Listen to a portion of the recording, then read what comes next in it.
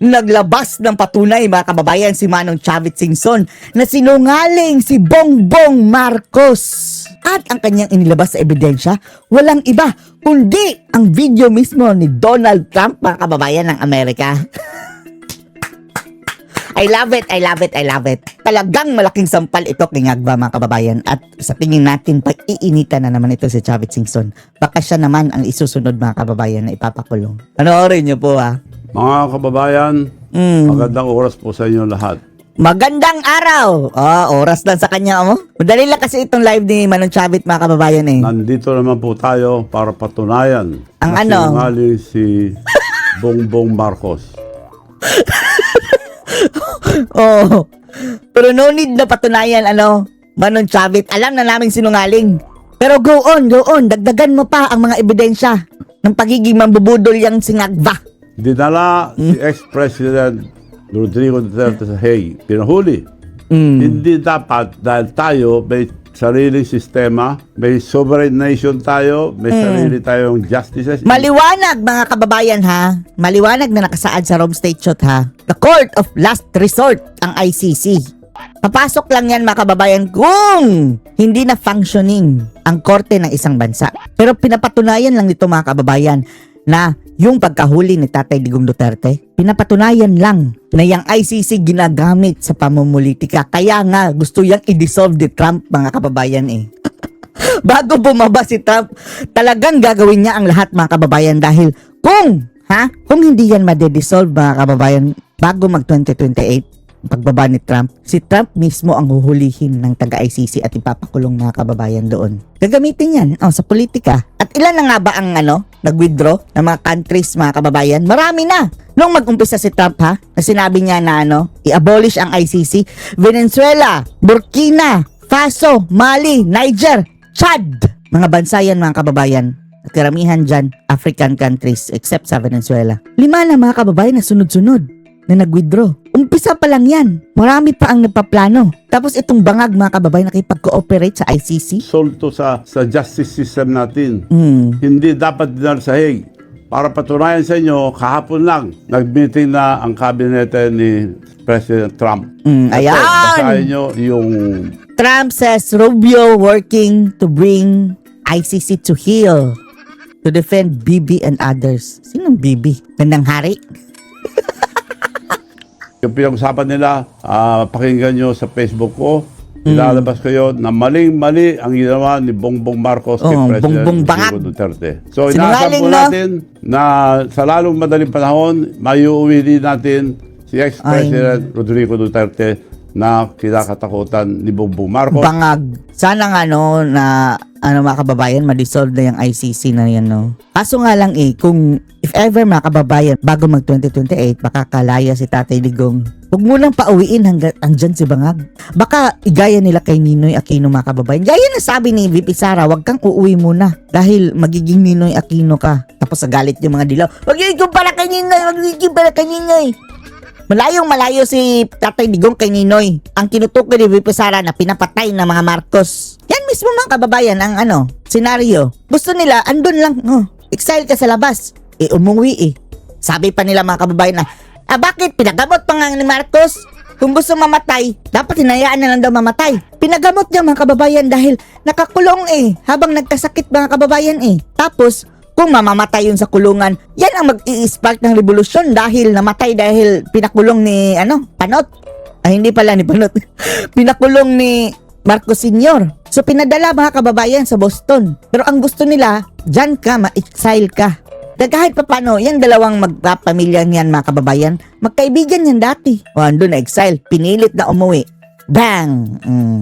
Tapos hanggang ngayon, hindi pa nare-resolve ang kaso. Hanggang umabot na sa punto mga kababayan na ang mga Aquino, kakampwet na ng mga bangag ng mga Marcos. Dahil sa mga malaking nakawan na ginawa nila na binibintang sa mga congressman, contractor, mga senador, lahat. So etong patunay na maling-mali si BBM sa sinasabi na paghuli kay President Digong Duterte. Mga kababayan, ipakalat nyo ito sa buong mundo para malaman ipakalat sa buong mundo. Sinungaling na presidente natin. Sinasabi ko na, sinungaling dahil yung sinasabi niyang project na 5,500 Flood control project, wala.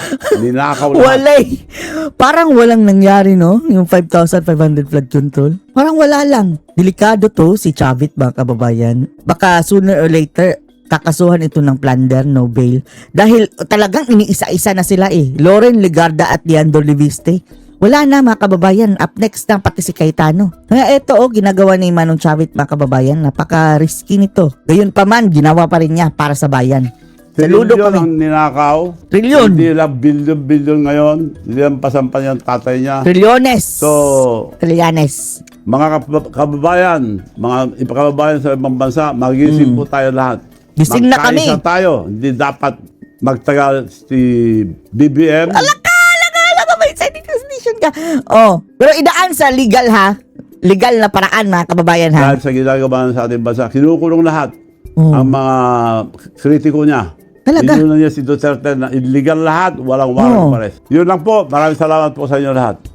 Eto, pinakita niya mga kababayan.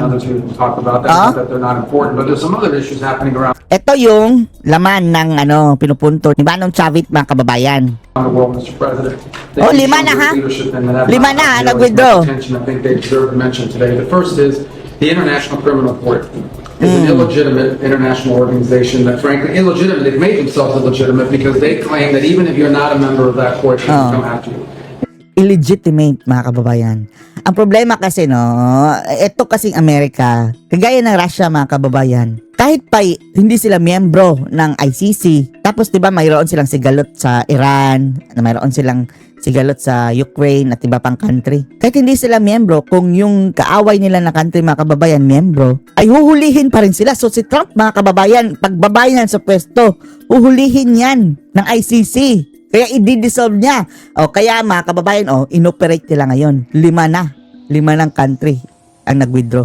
What that literally means in the future is that American servicemen, political leaders, and others could find themselves under indictment by this International Criminal Court.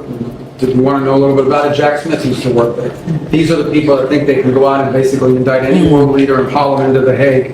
So we try to get them to Ito eye-opener ni Trump mga kababayan. Sigurado tayo ang eye-opener niya, yung pagkakulong ni Tatay Digong Duterte. Dahil maliwanag alam ng lahat mga kababayan na talagang pinulitika mga kababayan ang nagpakulong kay Tatay Digong, ang nagpakidnap ay si Bangag. So si Trump nangangambayan mga kababayan na baka pag upo ko tapos mananalong next ICC, ipa-ICC nila ako. What to do with it, very arrogant. We've now begun an effort to really try to bring that court to heel. There's no information that they're after me.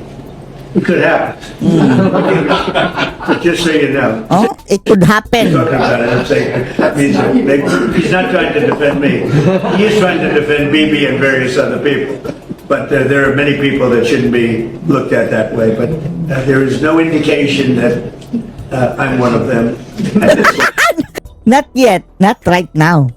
Pagbaba mo sa pwesto, Trump. And I actually think the people who are biggest danger in our system are servicemen, people in unit. They'll try to go out for the rest of their lives, will not be able to travel anywhere in the world with their Basta mga kababayan yun na. Tinawag na illegitimate ng Amerika itong ICC mga kababayan na kung saan nakipag-cooperate si Ngagba. Samantala, dito tayo sa magandang usapin mga kababayan. Talagang galit na galit siya.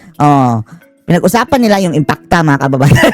Si ICC, impactang Chucky Claire. Itong si Claire Castro na pinapatungkulan siya is she's being alluded to na siya ang impacta. Hindi naman siya tinawag na impacta. Siya lang naman ang nagsabi na Guilty kasi siya ang Inamin pa niya mga kababayan dahil sabi niya, it takes one to know one. Talagang na-know pala na impacta ka talaga, Claire. Acknowledge mo na impacta ka. siya daw ang pinapatungkulan ng impacta. Kasi kumalat mga kababayan na Siya naman talaga ang- tawag sa kanya ng mga netizen. Siya naman talaga ang impacta, walang iba. ICC.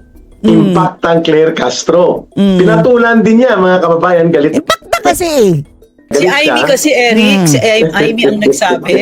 Ang video ni Amy. Pero eventually mga kababayan, parang si Amy na rin dahil siya ang nagpalabas ng video sa kanyang Oh, page. pero walang Claire Castro. Walang Claire Impacta Castro. lang. Impact. Gle lang, gle.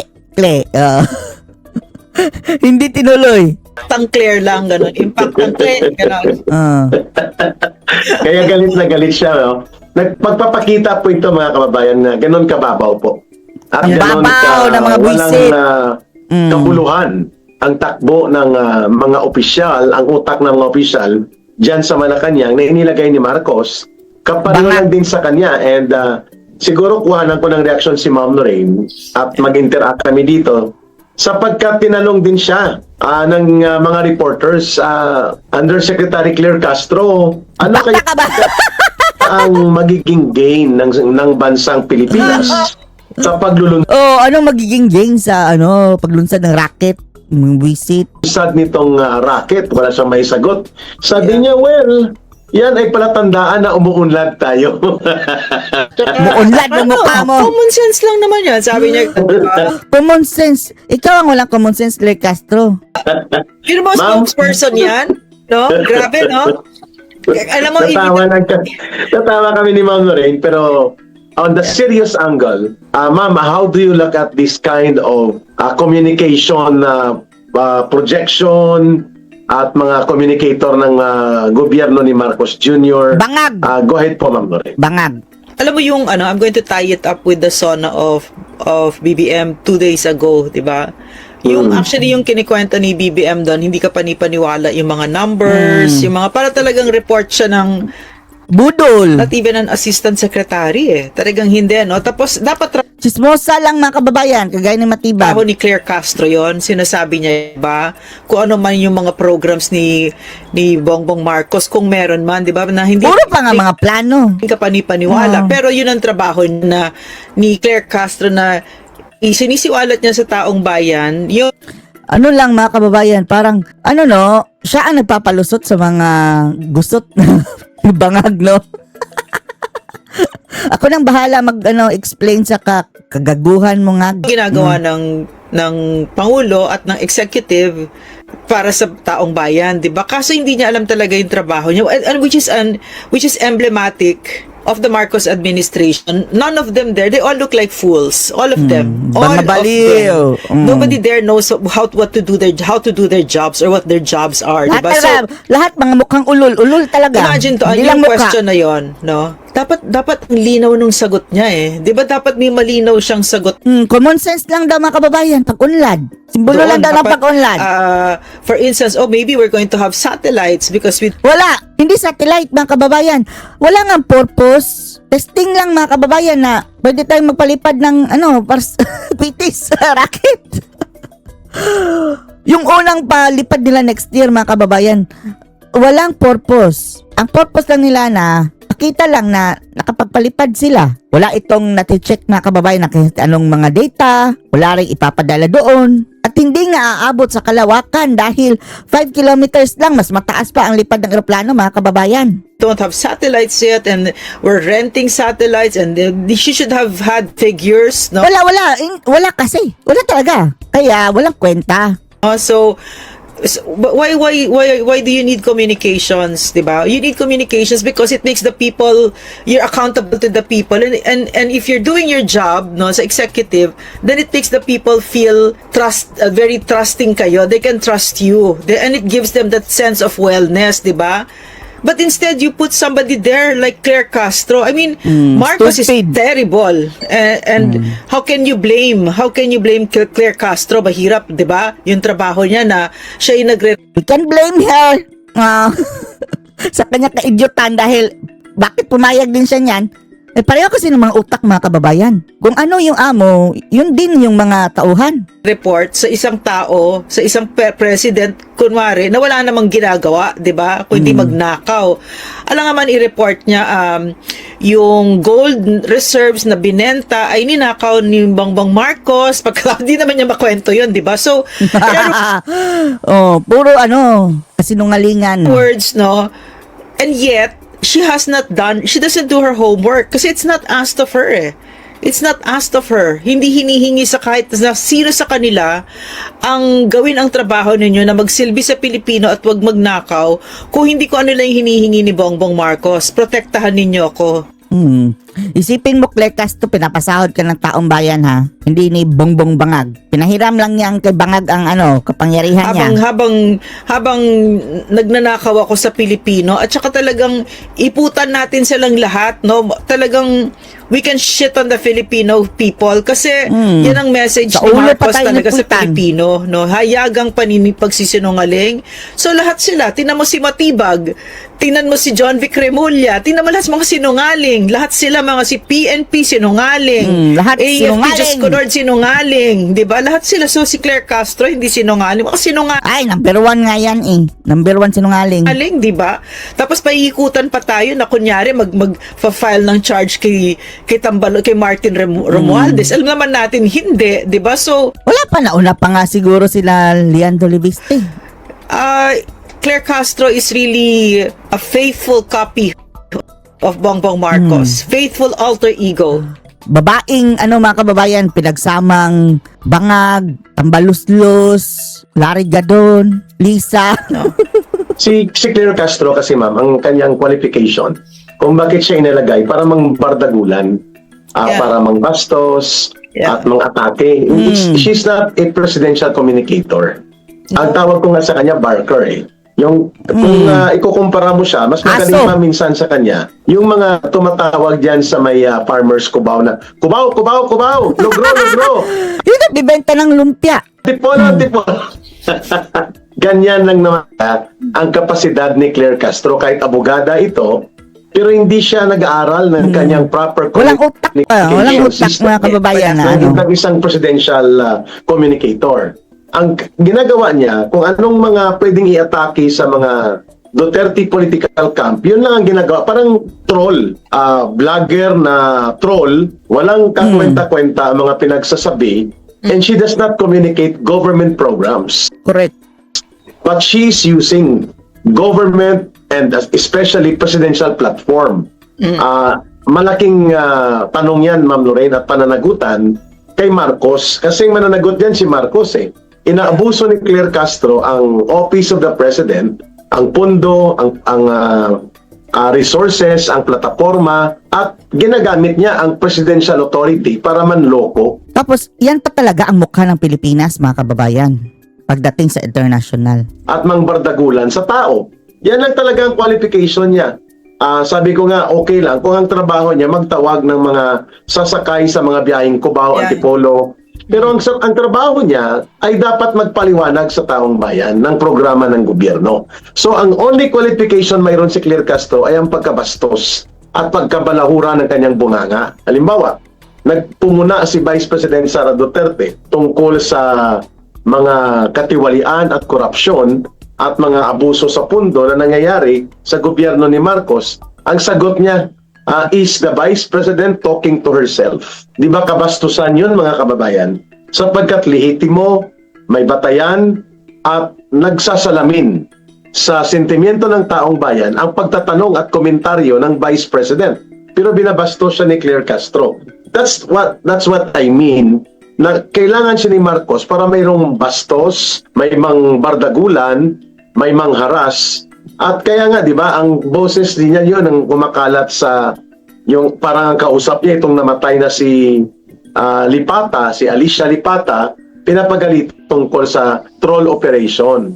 Ang troll operation is a criminal operation funded by the government of Marcos para magpakalat ng fake news, disinformation, harassment, intimidation, cyberbullying, at mga kasinungalingan. At lumalabas na pangalan ni Claire Castro ang iniugnay sa boses na yon. At kuwang-kuwa natin kung bakit siya pinupuna ngayon natin, Ma'am Lorraine, sapagkat okay lang kung wala siya sa gobyerno.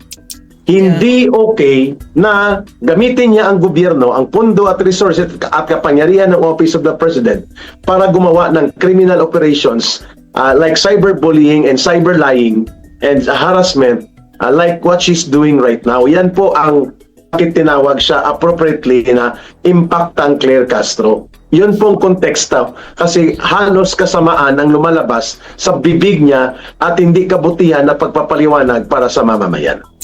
Alam mo, okay, no? Talagang Kasi naman sa pagka-team mo si Marcos, pag ganyan ang president mo, yun na naman ang hinihingi niya, katulad nung inilinaw mo, 'di ba, kung ano yung job description niya, talagang makipagbardagulan, siraan ang president, ang vice president, makibastos siya, 'di ba? I think that Claire Castro has forgotten, no, na yung Canadian experience niya, na minura pa doon, 'di ba, Claire? Di ba natatakot? Do you know that that people power is a very dangerous thing to people like you? Yung mga, kasi when you look at her now, I saw her very arrogant, no? Napaka-arrogant ng very mga arrogant. taong ito. Bawat kinakain ninyo, Claire, galing sa Pilipino yan. Yung pinapadamit mo sa Correct. mga anak mo, yung pambiyahe ng anak mo na pinopost pa niya sa Facebook, sa Instagram niya, galing sa Pilipino yan. Tapos bababuyin mo ang Pilipino. 'Di ba? So, nakalimutan mo na minura-mura ka doon, natakot ka nga, 'di ba? Oo. Iyak-iyak ka, 'di ba? Nanginig ka doon. Ngayon manginig ka kasi hindi pa tayo tapos. Hindi pa tapos, Claire. Babalikan ka ng Pilipino. Yan talaga ang itinuturo ng kasaysayan. At saka itong si Bongbong Marcos naman, kung totoong president siya na alam naman natin ay hindi, no? As a way of explaining lang, you should fire someone like that, no? Dapat. Pero hindi niya Dapat. pinafire kasi sa mata ni Bongbong Marcos at ni Lisa Marcos, kasi si Lisa Marcos ang ano diyan ang president, di ba? Dahil wala namang bayag itong isang to di ba? So, Yeah. ginagawa ni Claire Castro yung trabaho niya na inutos nitong isang ito na alam natin din ay lulong din sa droga, di ba? So, yan ang nakakaawa sa Pilipinas. Lasinggera pa, ma'am, no? Palengkera na. Yes. Lasinggera pa itong si Lisa Araneta. No? Yes, Balahura yeah. din. Pareho silang balahura. Yeah, that's correct, no? So, in the end, it's still command responsibility, no? Of course. Pero what can you expect from someone like Bongbong Marcos? Right? Makapal din, ano? Ay, ma'am, pero huwag natin kalimutan, hindi lamang siya nagsumbong sa pulis. Kung gaano abusado, power tripper itong si Claire Castro, pinalocate niya yung mga Filipino community and leaders sa Canada at pinapahabol niya dito sa Department of Foreign Affairs. Kita niyo mga kababayan, sinita na siya ng pulis. Say whatever you say, what you want to say, this is democracy. Magsalita ka rin. Kung anong gusto mong sabihin, wala lang sakitan.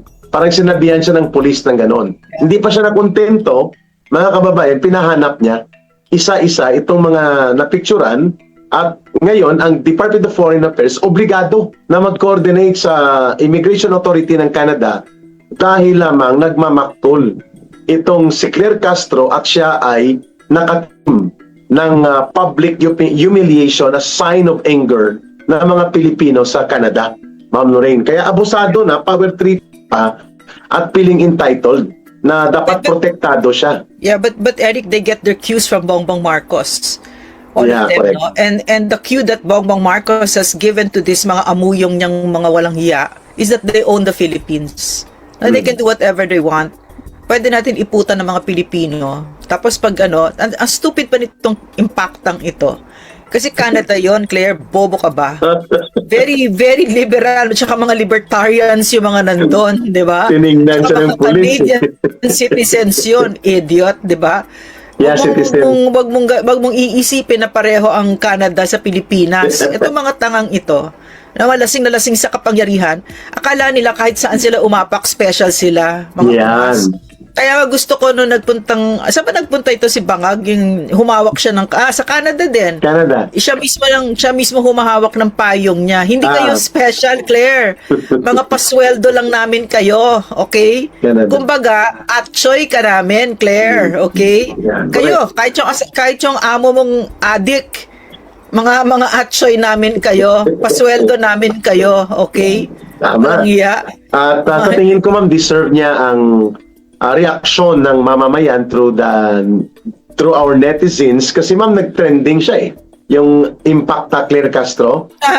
Nag-trending, kita ko halos lahat ng mga social media, kumalat lahat at nagawan pa siya ng news, mga kababayan. But I think, sabi mo nga, Ma'am Lorraine, kanina, deserve nila ito Sila ang gumagawa ng bangungot nila. At sa pagdating ng paghuhukom at paghahatol ng kasaysayan, kasama ang nagngangalit na mamamayan, may kalalagyan ito, ang mga kagaya ni Claire Castro. alam mo no, yung intent kasi ni Lisa Marcos, no, she's the one holding yung PCO na yan parang PR firm. Sa kanya, parang ano niya yan, ma'am, private Yeah, agency. PR firm niya yan, no. So PR firm niya. ang intention kasi niyan, no, to put someone like Claire Castro, a social climber, no, madaling pakiligin pagka ang kaharap niya ay mga taong sa tingin niya ay mga VIP. So kilig na kilig siya, tinatapunan siya ng basura ni Lisa Marcos, kilig na kilig yan. Yung mga sinusuot niya galing kay Lisa Marcos yan, sabi sa akin, ang babaduy, di ba? Baduy-baduy. So, yung intention niyan, ni Lisa Marcos dyan, is yung she's supposed to be the buffer. Siya yung tagasalo ng galit ng tagasalo. tao na imbes na kay Bongbong Marcos, ay sa kanya muna, mali backfire. Yeah. Backfire kasi she's doing a great disservice to Bangag. Yeah. Mas Look at the lalong, negative 27. negative 27. May Kung factor ikaw ang dyan si presidential Claire Castro. communicator dyan, ma'am, Ano hindi yan, ka ano na yun? yan makakatulog. Hindi ka na makakatulog niyan, no, kung hindi makapal ang mukha mo. Yeah. Negative 27. Kakapal talaga ng mukha mo pag ikaw ay drug addict. Eric, walang hiya-hiya pag ganyan, no? No, so yung negative 27 ni Marcos, no, yung kanyang ratings, malaki ang parte ni Claire Castro diyan, no? Yeah. Magnet siya dyan. But she doesn't really know what her job is. And I think kasi the marching orders are just for her to makipagbardagulan. Ganun lang. Bardagulan. Which is a great disservice to the country, to the Filipino people. No? I mean, the Marcos administration has deeply cheapened government, no, beyond, I don't know if it's beyond repair, but it will take a while. No? Yeah, So, correct. for the I agree. Filipino people to get back the respect for government, no?